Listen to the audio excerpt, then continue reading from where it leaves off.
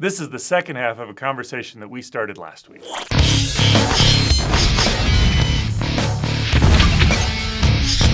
So here I am sitting next to an astrophysicist who believes in the resurrection of Jesus Christ in bodily form. So, well, to me, that's why you're talking about how he who is in us is greater than he who is in the world. Ultimately, what that to me falls on is that if you believe the truth will win out. No matter how strong the arguments seem against it, no matter how bad the battle seems, ultimately truth's going to win out. And that's, at the end of the day, that's why I'm a Christian, is because I think Christianity is true. I think Jesus really did rise from the dead. And if he did, not everything else is fun to learn and study, but that's the key issue on which I'm going to base my life. So. And that further supports my contention that what you guys are doing is the most important thing, one of the most important things on the planet, because gosh, I want to go on tangents. I'll just try and do two real quick. For one, edit.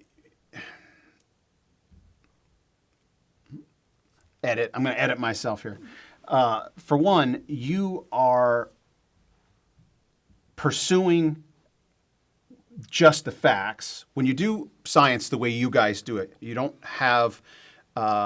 you don't start with evolution must be true, therefore let's try and make these things fit into that.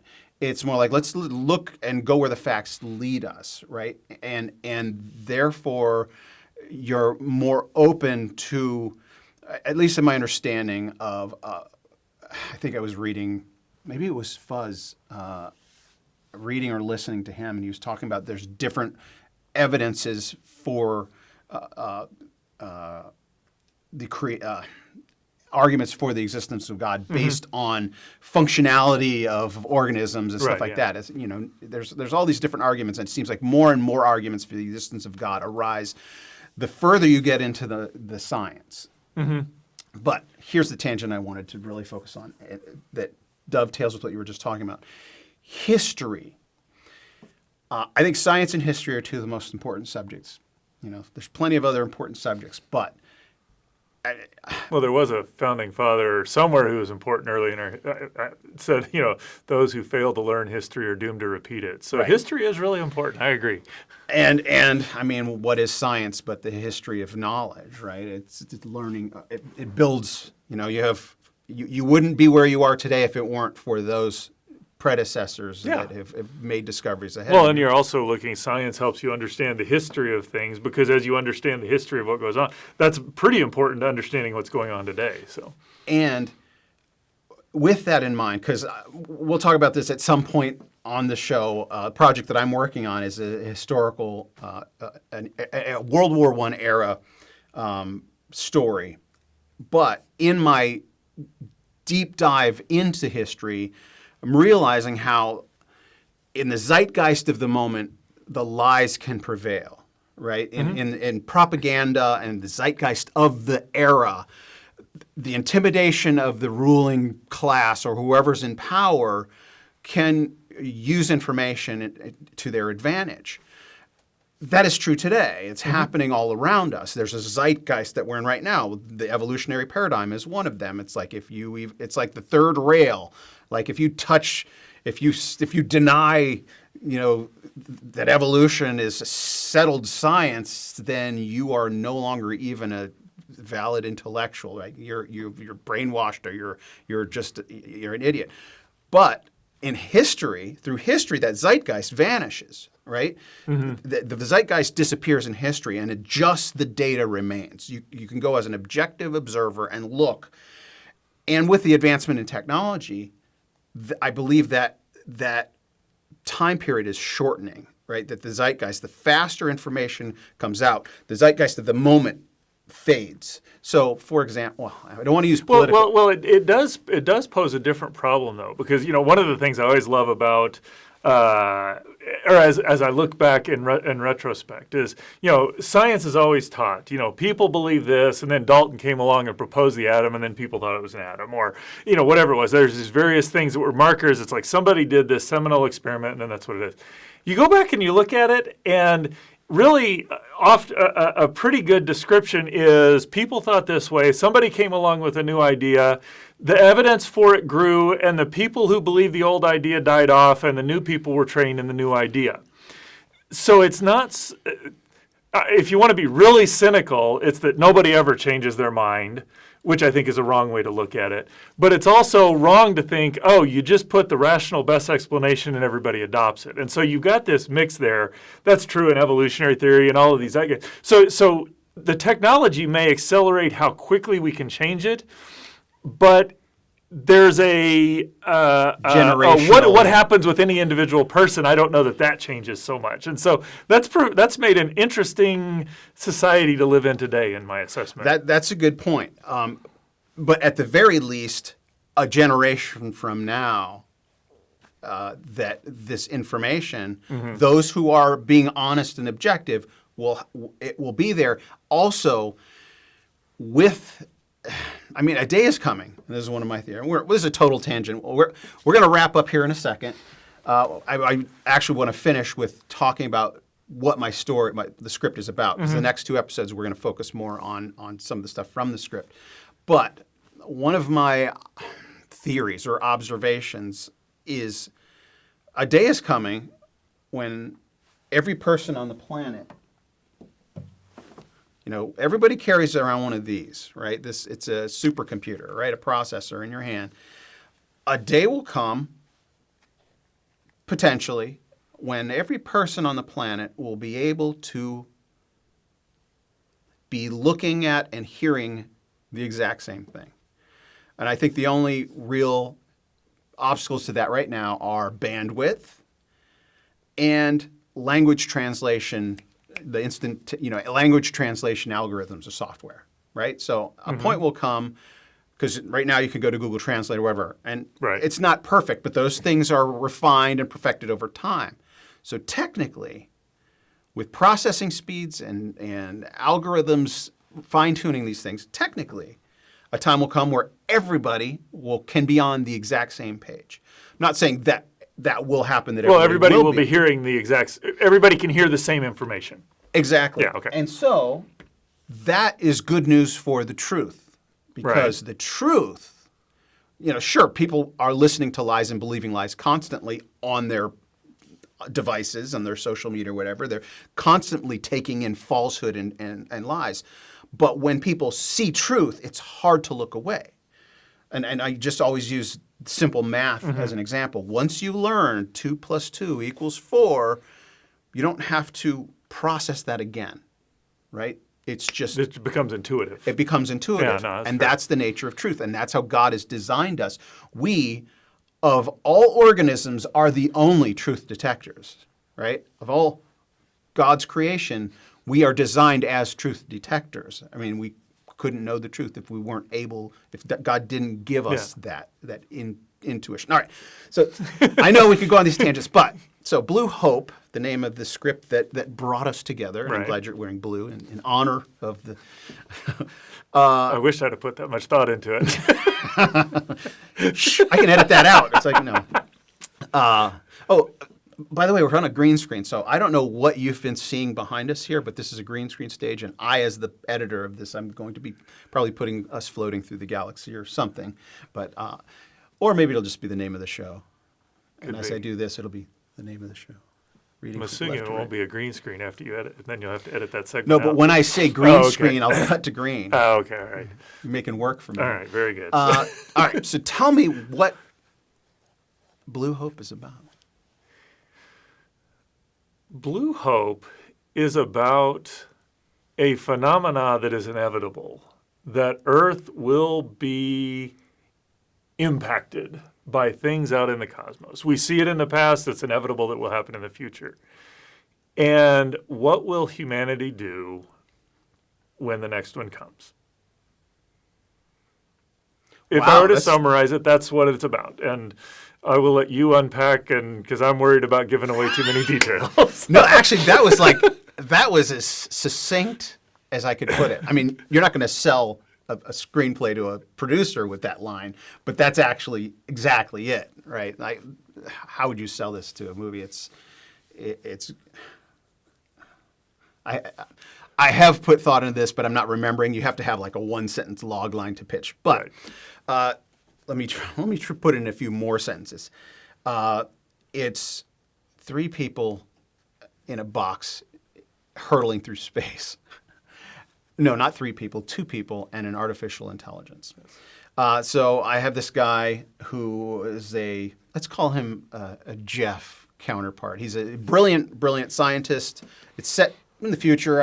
I haven't really determined how far in the future, but I also determine it's kind of the political environment has politics can overtake science, where scientific facts are actually considered hate speech. I don't know if we want to go there, but we're not going to go there. But like the genetic, you're born a male or female today, right? That's an example of that's a scientific fact. You're born in a certain way, but if you say that anymore, you might get in trouble. Yeah, well, so you were talking about how everybody can see things. What strikes me is, yes, I think people respond to the truth. How they respond is different. But one of the things that is true today is that, these things that we have in our hands make it used to be hard to find information when I was a kid. Now it's easy to find information. It's hard to find true information. And so, that's where, to me, where politics gets in the way is we'd love to think as a people we're very rational and make decisions and are about the truth. And some are, and some are more so, some are less so. But it's easy to have a mindset overtake a group or a small group of people or even a large group of people. And so that's one of the challenges we live in because information is so prevalent. How do we find the right information and how do we help people see that? I mean, if Christianity is true, and I believe that it is, there are people who embrace the truth and there are people who suppress the truth. And so that's one reality we have to live in. So, and in this script, I imagine, and it's not overt, but it goes to the motivation of my main character. So he's this brilliant scientist who conclusively determines that there cannot possibly be life anywhere else in the universe. Mathematically, he runs through the calculations, the things that you guys do here. It's like every day there are more discoveries made that make it insurmountable, that it is literally miraculous for life to exist. And that, I mean, it is for life to exist anywhere. But the popular science or the popular notion even today is the universe is so vast that it couldn't have just happened here. It must be happening out there or everywhere else where we just haven't been able to discover it yet, right? And that's how did all these people from Star Trek and Star Wars encounter these folks if it isn't like that? And that is actually how Hollywood is complicit in the perpetuation of that narrative, and so it's so entrenched in our culture because you just turn on the TV and there's all these different aliens. It's like, well, there must be out there. And so one feeds the other. The notion, Well, and this goes to your point that, I don't, it may not be the zeitgeist as you were talking about, but it's so prevalent that we do that. I find myself inclined to think that, oh yeah, there's got to be life out there. When at the very minimum, from a scientific perspective, we can't answer the question. There are tools we can use to weigh in, but the default response is, of course there is. And so to be arguing that no, there isn't, does put you on the outside. Right. And this character, my main character, is that guy. He is this promising next Albert Einstein. That's kind of how he's, he through the narrative of the story, you discovered that he was this up and coming super genius, and then he put his foot down saying, no, there can't possibly be life out there, and that killed his career. And then he gets this offer from this independent, industry, kind of like Elon Musk, going out in space. So it's this, I come up with this name for this company that hired him to go on this mission. In other words, it's far enough in the future where they realize that they can get to the next closest potentially habitable planet. Right. So there's potentially habitable planets, and that term itself is so misused. Potentially habitable. When you have all these parameters that make life that are essential for life to exist, potentially habitable is is actually a misnomer. Well, in right? fairness, most of the time scientists define what they mean by that term. And so the difficulty is what you think it means and what the scientist defines are probably That's what I'm talking different. about. Pop yeah. science. People who read that are like, oh, I'm a science enthusiast, and they'll go to some popular articles that, and it's like every couple months a new potentially habitable planet is Right. discovered. And it's just that term that people understand it's being misused. It's like all they're saying is, well, you think it's in the what's the zone from this star, and the star is this color. So those are two parameters that are necessary, and they call it potentially habitable. Well, that's what most people hear potentially habitable and think, oh, if we just go there, we can make life. Exactly. Whereas potentially habitable to the scientist means something very different that isn't that. But it's easy for that to get lost in the translation there. So the drive for this story is this business is like, hey, we're gonna go send a recon mission. We're gonna put one guy in a spaceship, and we're gonna send him, and it's gonna take 50 years to get there and 50 years back, because we can go at, I know we can't travel at 1/3 the speed of light, but that's kind of Well, there's the hope. So right. Actually, we actually hope that we can do that right. someday. And that's the science. That's the little bit of stretching of the science, right? So that you use that. It's like, okay, people will swallow that to get into the story. But this guy knows he's going to make a name for himself, because he will be the Neil Armstrong, right, basically. Yeah. It's like there's even a line in it that says, hey, Neil Armstrong stepped on a barren slab of rock, and they put him on 1 billion stamps, right? And everybody thinks he's going to this potential Earth, this other blue, it's called Blue Hope. That's the name of this planet. It's the Hope. We found a blue planet out there that's got to be covered with water and a life already, maybe, or if not, at least we can start life there. And so he's just going as a recon mission, right. knowing that it's going to take 100 years out of his life, and he's going to come back, and he's basically sacrificed. He was engaged to be married, and he leaves without. And this is where the dynamics of human relationships come in. He's beaten on himself for he basically had put him into deep freeze like 8 months before they, just to monitor him 8 months before they send him out, and he didn't even tell his fiancée. He just like I'm going to make a name for myself. Nice guy all around. It's that struggle of, what do you sacrifice? You want to be important and do something important, or do you want true love? And that's the human. That I'm glad my friend said put a love interest in it, because those dynamics really flesh out this story. No, it does. Well, I bring her in, and she becomes a very important part of this story. But that's essentially the dynamic, that he's going out, and he knows he's going out to a barren rock, and then he discovers that the mission has been changed while he was in deep freeze, and the artificial intelligence. And this is what we want to start in the next episode. Mm-hmm.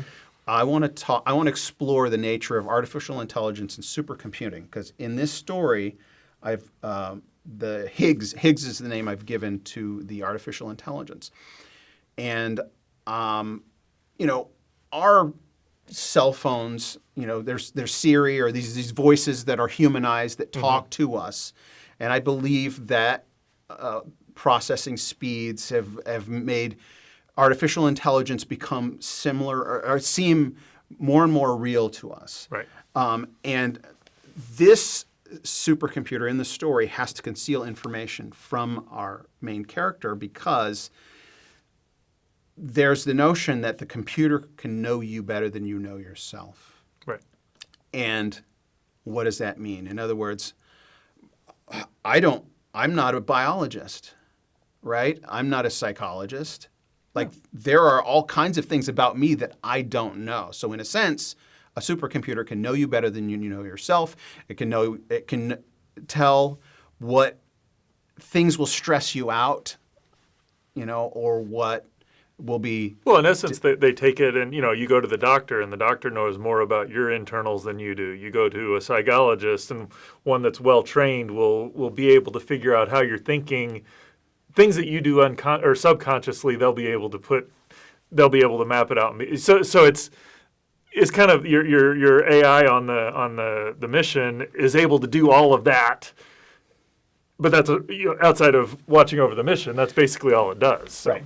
So we'll talk more about the storyline and some of the events, but in the next episode, we're going to talk about, is the emergence of consciousness, or the existence of consciousness, an epiphenomenon. In other words, what do I mean by that?